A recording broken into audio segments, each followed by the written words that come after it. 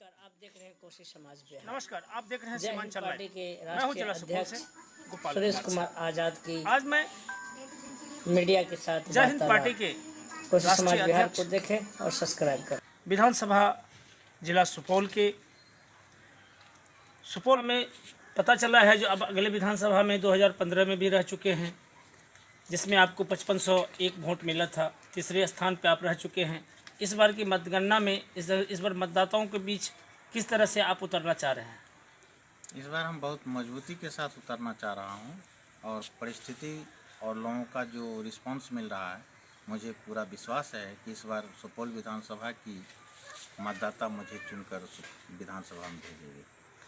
अभी जदयू के एक बार तो राष्ट्रीय जनता दल से वो चुने गए थे प्रथम 1999 में, जहां अभी जदयू के प्रत्याशी से अभी आ रहे हैं। कोई उनके विपक्ष में ऐसा कोई नेता नहीं आ रहे हैं।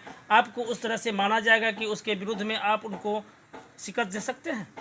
निश्चित रूपेण देखिए, कोई बड़ा नहीं होता है, बल्कि मतदाता ही उसे बड़ा बनाता है। इस बार हम देख रहा हूँ मतदाता उससे उब चुका है, एंटी इनकम्बेंसी उनके पक्ष में है और मुझे पूरा विश्वास है कि जो रिस्पांस मुझे मिल रहा है, इस बार मैं उठा के पटक दूंगा निश्चित। आप नॉमिनेशन कब करना चाह रहे हैं सर? नॉमिनेशन 13/10/2020 को, यही 13 तारीख को करूँगा। आपके मुद्दे कौन से ऐसे मुद्दे हैं जिस मुद्दे के लेकर उतर रहे हैं? देखिए, हम बेरोजगारी को संपूर्ण रूप से दूर कर दूंगा। सुपौल विधानसभा में within 6 month from the date of my election एक भी बेरोजगार नहीं मिलेगा आपको। और यही मेरा सबसे है कि भ्रष्टाचार मुक्त प्रशासन दूंगा, अपराध मुक्त समाज। इसी नारे के साथ मैं जनता के बीच जा रहा हूँ। शिक्षा, स्वास्थ्य वगैरह मेरा कोई दूसरा मुद्दा नहीं, विकास कोई मुद्दा नहीं है। आपके पास में नहीं आया है और चूँकि कोरोना काल है, इसलिए हम ज़्यादा सीटों पर नहीं लड़ाऊँगा। आप अभी तक बात कर रहे थे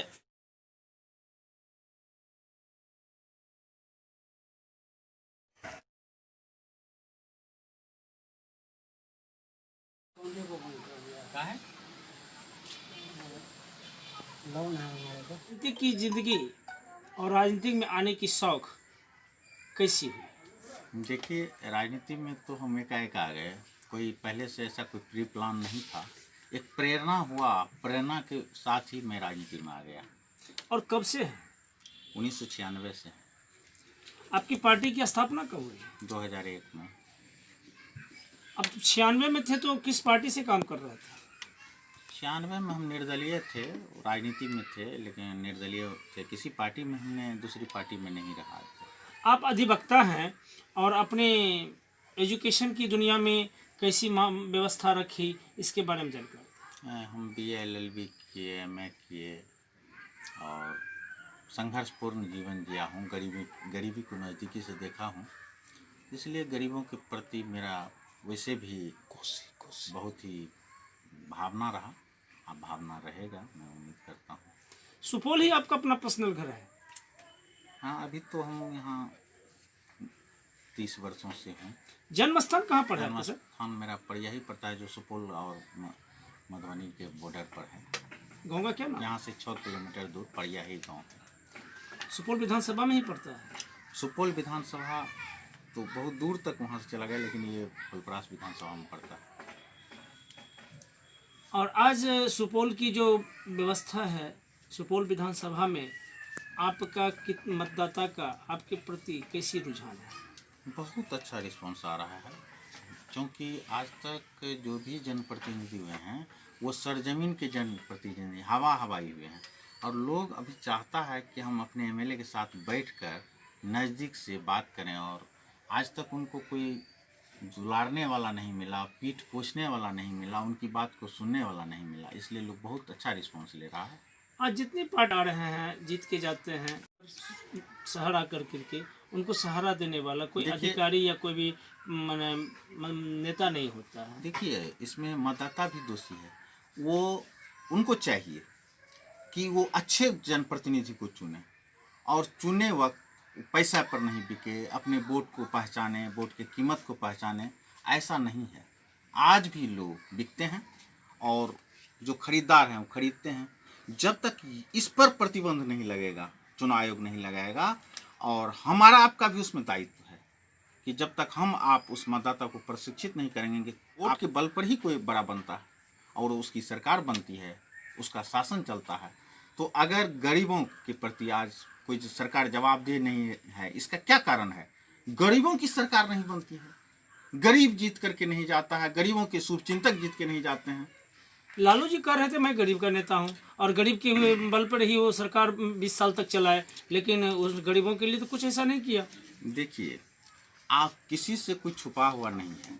लालू जी अगर गरीबों के नेता होते तो आज जेल में नहीं होते। वो उतने भ्रष्टाचारी नेता आज तक भारतीय इतिहास में पैदा नहीं हुआ है जितना लालू यादव किया है घोटाला। क्यों? आज हम भी वोट दिए थे लालू यादव को 1989-90 में। जिस उम्मीद के साथ हमने लालू यादव को वोट दिया, उस उम्मीद नीचा दिखाने का काम किया है। आज तक यादव चोर नहीं होता है।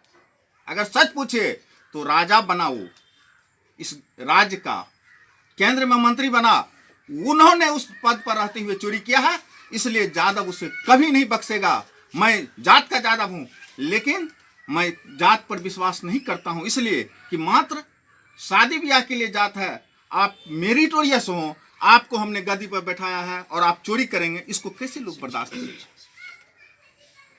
शिक्षा के प्रति जाति को किस तरह से आगे बढ़ाना चाह रहे हैं? शिक्षा और जाति का कोई संबंध ही नहीं है। हमारे यहाँ शिक्षित का कमी है जातों में। क्या किसी भी जात में अब कमी है? चाहे वो SC ST हो, पिछड़ा हो, बहुत शिक्षित हो गया है लोग। बस एक ही चीज है कि आज हमारे बेरोजगार अपराध की ओर अग्रसर हो रहे हैं, चूंकि बेरोजगारी बढ़ रही है। हमको सबसे पहले शिक्षा पर ध्यान नहीं देकर के उस बेरोजगारी पर ध्यान देना है। बेरोजगारी जो सुरसा के मुंह की तरफ मुंह बाए हुआ है, उसको हम इस तरह से उनकी मन की भावना को, मन में जो आक्रोश है, उनको मिटाना चाह रहे हैं। देखिए, जब तक हम नेशनल पॉलिटिक्स में कुछ नहीं हो जाते हैं, तब तक इस मुद्दे पर मैं किसी प्रकार का वक्तव्य नहीं